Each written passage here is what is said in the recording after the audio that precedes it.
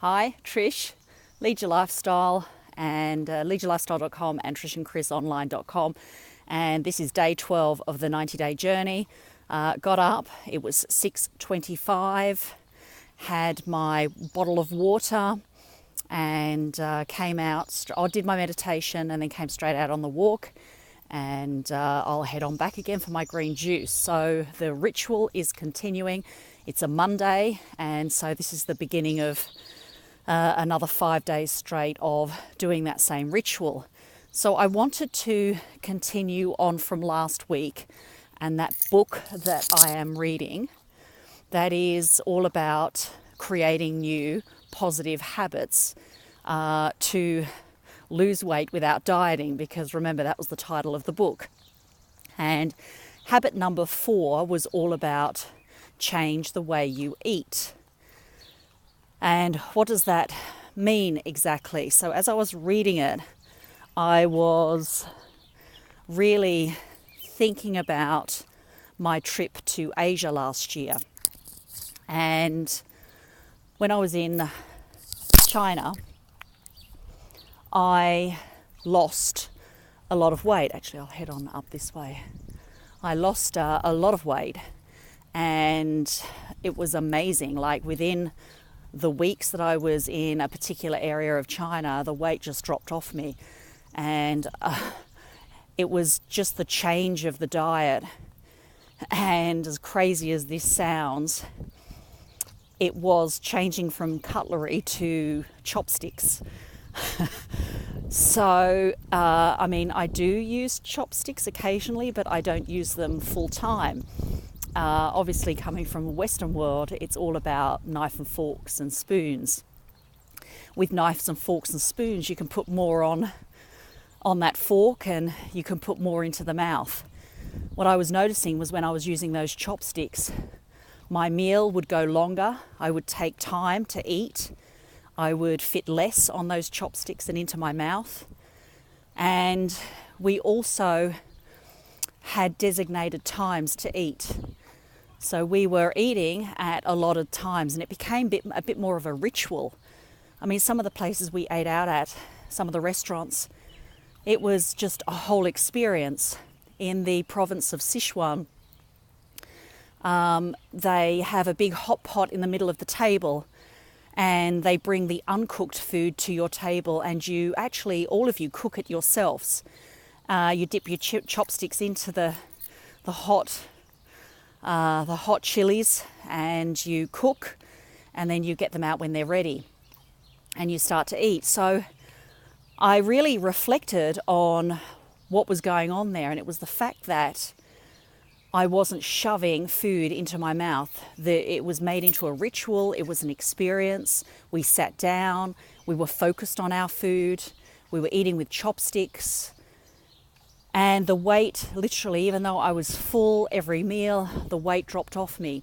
The other reason why I lost a lot of weight was there were no sweets and there were no desserts and no coffee. So I was off coffee, I was off sweets, and I was off desserts. And so even though we say how to lose weight without dieting, it was really a shift in the way we eat. And there are some things that you can do here at home that can sort of replicate what I did in China to lose all that weight. And I think it takes planning. I think you have to plan around your meals. You have to plan in advance. You have to make sure that your meals are in the fridge. So whatever it is that you're going to quickly cook, it has to be there and available, because otherwise, if it's not, you find that you raid things, you raid the fridge, you tend to throw things together and you make do. So planning on a Sunday for the week is, I think, crucial. When you're having your meal, you need to be sitting down at a table, and you need to be focusing on just that meal and not the television, not work, not your devices. That all needs to be off. And in America here, I've actually been doing that. I've actually been taking the time for food, making sure that I'm sat properly, I'm not on the go.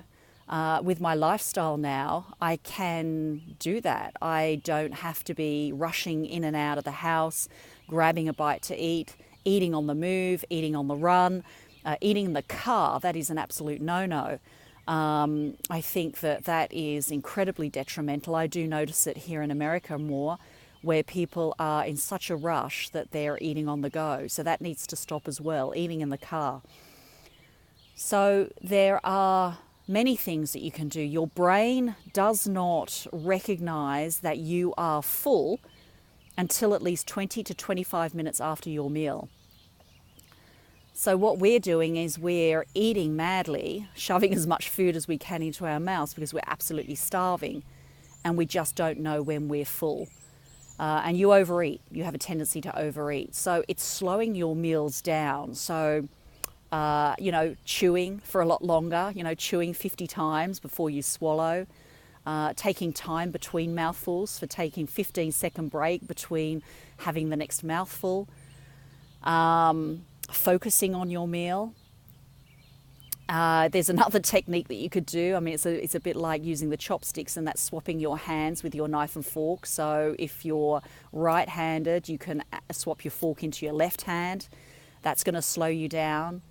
So it's really, really important because we've been conditioned now to really eat spontaneously, on the run, on the move, and we have not made it into a ritual, a relaxed atmosphere where you can focus on just that, just the eating. So I think it's a positive habit to get into. Plan those meal times and make sure that you are changing the way you eat. Have a look at what you do and how you eat through the week. A lot of you have a job in the office. Are you sitting at your desk eating your lunch because you've got deadlines to meet? That needs to change. You need to get up. You need to move. You need to focus on making that lunchtime a great time to be able to break away from that desk and sit down properly and have a meal somewhere. Even if you walk out to the outside in the sun, if there's a park close by, just head onto the park and get some fresh air and, eat your lunch. So that's really my share for today, just on my morning walk. I'm doing 40 minutes now, so I've upped it from 30 to 40 because I'm really enjoying this moment.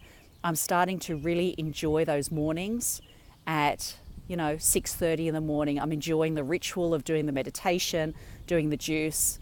And again, that's all about the planning. Remember, write it down, plan for the week, and make sure it happens.